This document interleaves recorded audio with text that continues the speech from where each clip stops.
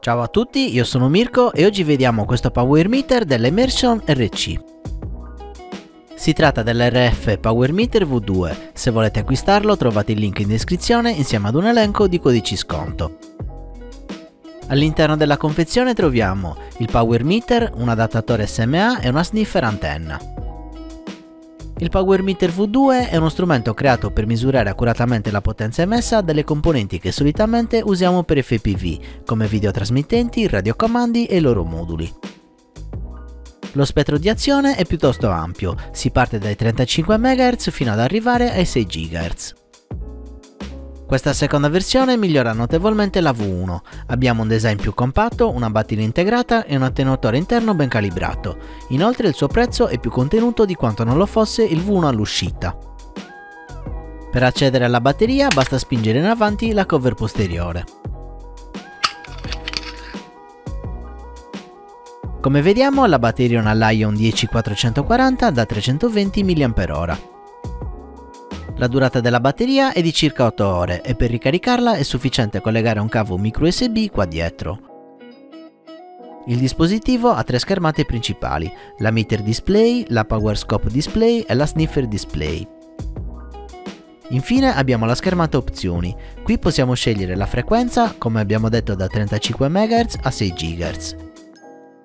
Il modo AVG è per le misurazioni analogiche, quindi lo usiamo per le VTX, mentre PIC lo usiamo per le misure digitali, come il segnale del radiocomando. L'attenuazione la lasciamo a 0 dB, in quanto è presente un attenuatore integrato che ci permette di misurare fino a 30 dB, ovvero 1 watt di potenza. Quindi se vogliamo misurare potenze superiori a quelle di 1 watt, inseriamo un attenuatore e ne specifichiamo il valore. In linea di massima 1 watt è sufficiente per l'utilizzo in ambito FPV, nel caso state misurando potenze superiori ai 500 mW è importante non tenerlo collegato per più di 30 secondi, altrimenti la componentistica interna rischia di danneggiarsi. Lo span è semplicemente la frequenza di aggiornamento del dispositivo. Vediamo ora la prima schermata, la Meter Display Mode. Questa schermata la utilizziamo per verificare la potenza della VTX. Alcune volte i costruttori danno delle specifiche che non sono proprio esatte, tendendo a dichiarare più milliwatt di quelli reali. Con questo strumento possiamo verificare la bontà della nostra VTX. Qui abbiamo la potenza espressa in decibel e qui espressa in milliwatt. Qui c'è il modo che, come abbiamo detto per le VTX, deve essere AVG. Qui abbiamo la frequenza, infatti per avere una misurazione più precisa possibile è necessario che la frequenza della VTX sia più vicino a quella dell'RF meter. Vi ricordo che 5800 corrisponde a F4. Andiamo subito a vedere un esempio pratico con questa Eachine TX805 che ho recensito recentemente. Ho collegato la VTX a una PDB per alimentarla, poi collego l'RF meter al connettore dell'antenna. Ho già impostato la frequenza sulla VTX a 5800, che corrisponde a F4, e sul nostro strumento ho messo 5800 e AVG. Le potenze dichiarate da questa VTX sono 25, 200, 600 e 800 mW. Vediamo cosa rileva il nostro power meter. Con questo LED rosso acceso la VTX è impostata a 25 mW. Come vedete lo strumento rileva 35 mW. Ora tengo premuto a lungo il tasto per portarla a 200 mW.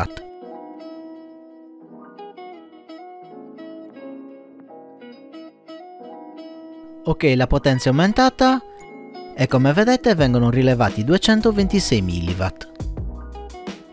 Imposto 600 mW sulla VTX e come vedete vengono rilevati solo 393 mW. Ora porto la potenza al massimo, quindi 800 mW, e come vedete lo strumento segna 390 mW. Questo significa che anche con la potenza massima stiamo trasmettendo sempre a circa 400 mW. Come notate i milliwatt rilevati stanno diminuendo, perché la VTX sta iniziando a scaldarsi. Per non danneggiarla spegniamo tutto. Come avete visto, il power meter è utile per capire se le specifiche promesse dal costruttore corrispondono realmente a quanto indicato. Bisogna considerare però che la potenza emessa da una VTX non è uguale per tutta la frequenza. Infatti una VTX potrebbe lavorare meglio a certe frequenze e avere un calo di potenza in altre. Se siamo alla ricerca delle prestazioni migliori, con questo strumento possiamo capire su quale frequenza impostare la VTX per avere la massima potenza in uscita. Veniamo ora alla modalità Power Scope.